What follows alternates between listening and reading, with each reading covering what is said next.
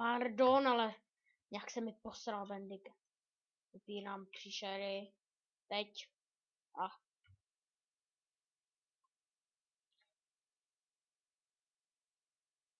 Jsem tak chcípnul před chviličkou, takže si jdu zpátky pro věci zase.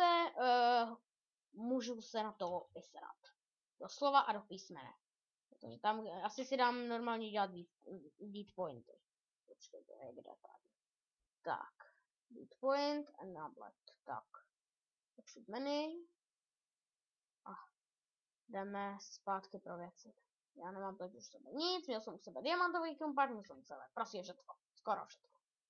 Některé věci mám v tyhle, třeba diamanty jsem si tam nechal, ale takže spoustu jiných x věcí jsem měl u sebe. No, tady někde poblíž jsem zemřel. Tady já jsem zemřel tady někde, ne? Je taková voda a jo, tady je, jak je ten Nikoli, tak tady jsem někde zemřel. No jo, trefa do černého. Tak jo, mám všechny věci zpátky. Tak, jsem si na sobě neměl žádné brnění. A ty já jsem měl taky u sebe? Jo. To bych ho se tím vypadnu, než něco najde. A vlastně já mám písmo, že? Tady chcípnu zombík, kterou jsem trefil. Díky. Wow. Oh.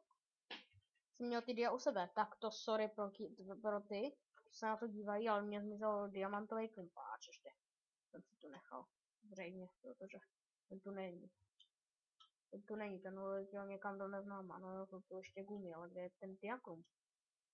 Kam zmizel ten diakrum? No vážně u sebe nemám? Ne, mám tady u sebe jenom 5 dia. No nic, tak se na to postavíme pěkně a musíme ho najít, protože bez něho neodejdu.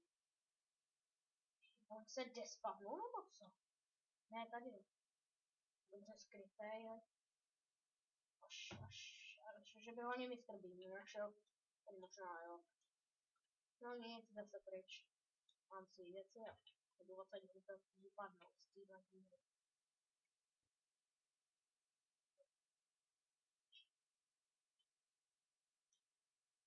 Musím, někde odsud jsem přišel. To byla to láva, jo, tady jsme to bylo nové. Tak, šup, pravý, to dám 3, 4, levá, pravá, raz, dva. A tady jsem přišel, ne? Nevím sice, co to je, ale vidíš. Pochout, tady, tu jsem přišel,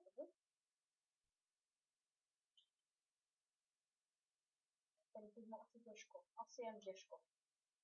Ještě někde tam musí být jiná cesta. Tady jsem měl přijít.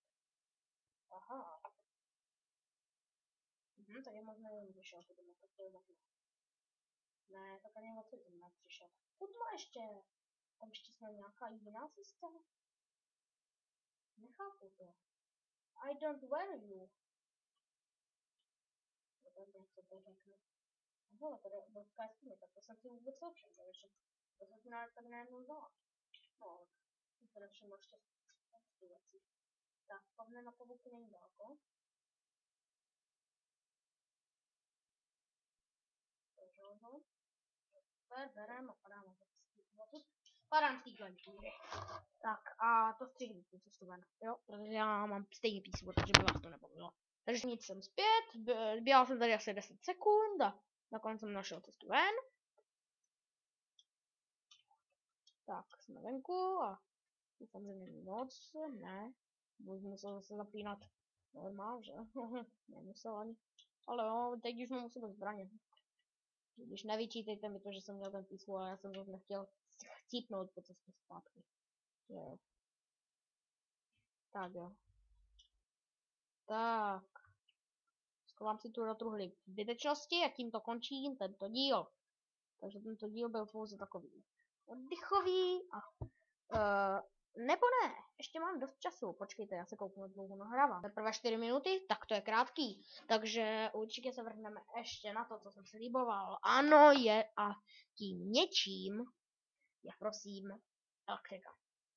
Takže první uděláme generátor. A tu elektriku budu stavět až v novém domě, takže tady si hodím jenom asi tak macerátor na nejvýš. a za kamerou budu těžit hodně moc dřeva.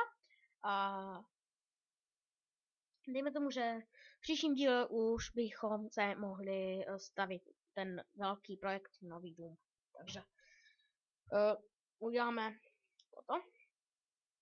9, 18, tralala, 2.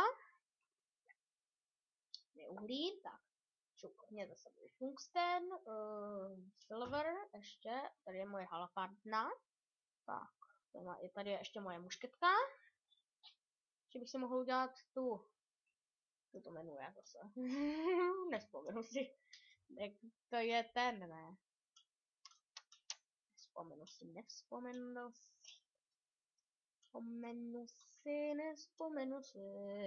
Já vzpomenu. Tak, to je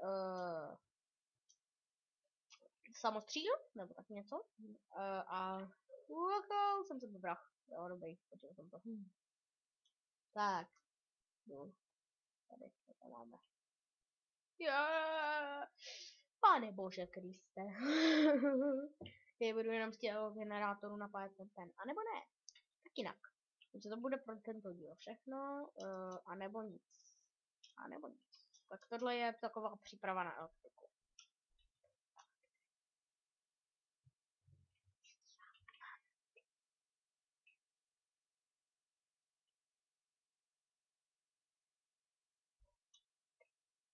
Takže jo, mějte se a u příštího dílu, kdy budeme stavět nový dům. Ahoj!